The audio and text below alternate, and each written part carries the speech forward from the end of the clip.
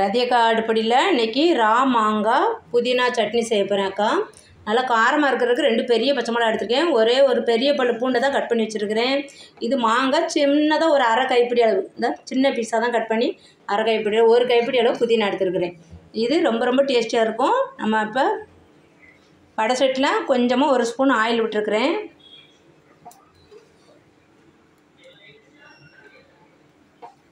இது எல்லாத்தையும் போட்டுருக்கேன்.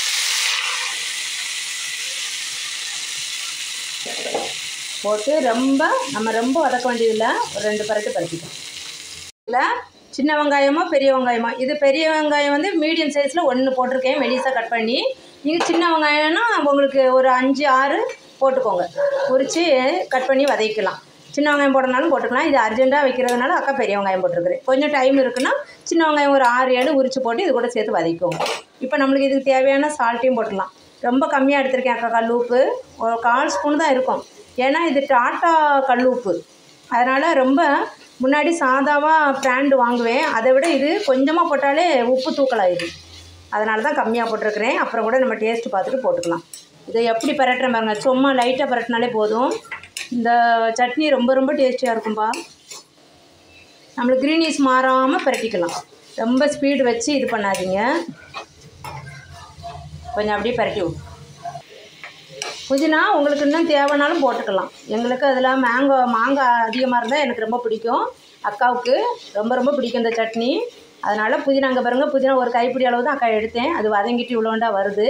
காரம் இன்னும் ஒரு பச்சை மிளகா வேணுனாலும் போட்டுக்கலாம். இதுக்கு புளி போட வேண்டிய தேவையில்லைப்பா. ரா மாங்காவாக தான் போட்டிருக்குறோம். அதனால் புளி போட்டு இந்த சட்னி அரைக்க வேண்டிய தேவையில்லை. நல்லா ரொம்ப ரொம்ப ரொம்ப டேஸ்டியாக இருக்கும்.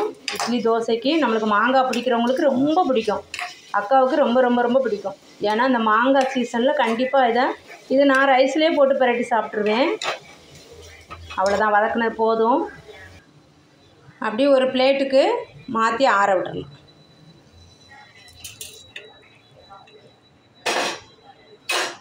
கொஞ்சம் ஆறட்டும். அவ்வளோதான், ஆறிச்சு மிக்ஸி ஜாரில் போட்டேன். கொஞ்சம் குறகுறப்பாக அரைச்சிக்கலாம் தண்ணி ஊற்றி. ஃபஸ்ட்டு கொஞ்சம் குறகுறப்பாக சுற்றினதுக்கப்புறம் வாட்டர் ஊற்றணும். குறகுறப்பாக சுற்றினதுக்கப்புறம் வாட்டர் ஊற்றிக்கலாம். கொஞ்சமாக நம்ம சட்னி பதத்துக்கு வாட்டர் ஊற்றி அரைச்சிக்கலாம். அரைச்சாச்சு. அக்காவுக்கு சட்னி பதம் எவ்வளோ தேவை தண்ணியோ அந்த அளவு ஊற்றி அரைச்சிருக்கிறேன். கொஞ்சம் குறகுறப்பாக தான் சட்னியே அக்கா அரைப்பேன். ரொம்ப ரொம்ப டேஸ்டியாக இருக்கும். சால்ட்டு மட்டும் அக்கா இப்போ பார்த்துக்கிட்டே, நீங்களும் தாளிக்க முன்னாடி சால்ட்டு பார்த்துக்கோங்க. எனக்கு அக்காவுக்கு கரெக்டாக இருக்குது காரம் சால்ட்டெல்லாம். உங்களுக்கு இன்னும் காரம் தூக்கலாக இருக்குன்னா ஒரு பச்சை மிளகா போட்டுக்கலாம். சரியா? எனக்கு பச்சை மிளகா கூட எனக்கு கரெக்டாக இருக்குது காரம். ரொம்ப ரொம்ப ரொம்ப டேஸ்டியாக இருக்குது. வாசனையாக இருக்குது பார்த்து திறக்கவுமே. இப்போ நம்ம இதுக்கு ஒரு சின்னதாக ஒரு தாளிசம் போட்டுடலாம். பவுலுக்கு மாற்றிட்டேன் சட்னியை. இப்போ சின்னதாக ஒரு தாளிசம் போட்டுடலாம். 1/2 ஸ்பூன் கடுகு, 1/2 ஸ்பூன் உளுந்து. அந்த உளுத்தம்பருப்பு கொஞ்சம் செவக்கட்டும். இப்போ உளுத்தம்பருப்பு செவந்துருச்சு. ஒரே ஒரு காஞ்ச மிளகா, கொஞ்சமாக கறிவேப்பிலை. இந்த சட்டி வந்து அந்த மாங்காய் ரா மாங்காய் நம்ம வதக்குனதுனால சட்டி அந்த கலராக ஆயிடுச்சு. நான் அடுப்பை ஆஃப் பண்ணிவிட்டு தான் அக்கா கறிவேப்பிலையும் காஞ்ச மிளகாவும் போட்டிருக்கிறேன். அவ்வளோதான். இப்போ தாளிசத்தை எடுத்து ஊற்றிடலாம். அவ்வளோதான். இந்த ரா மாங்காய் சட்னி புதினா சட்னி, ரா மாங்காய் புதினா சட்னி செஞ்சு சாப்பிட்டு பாருங்கள். வெறும் ரைஸில் போட்டு அப்படியே பரட்டினீங்கன்னு வச்சுக்கோங்கப்பா. ரொம்ப ரொம்ப ரொம்ப சூப்பராக இருக்கும். இட்லி தோசை சப்பாத்தி கூட நம்ம எடுத்துக்கலாம். இந்த மாங்காய் சீசன் முடிகிறதுல கண்டிப்பாக ஒரு தடவை செஞ்சுட்டு அக்காவுக்கு கமெண்ட்டில் சொல்லுங்கள் அப்படின்னு சொல்லி. ரதியக்கா அடுப்படிக்கு சப்ஸ்கிரைப் பண்ணுங்கள், லைக் பண்ணுங்கள், ஷேர் பண்ணுங்கள். தேங்க்யூ.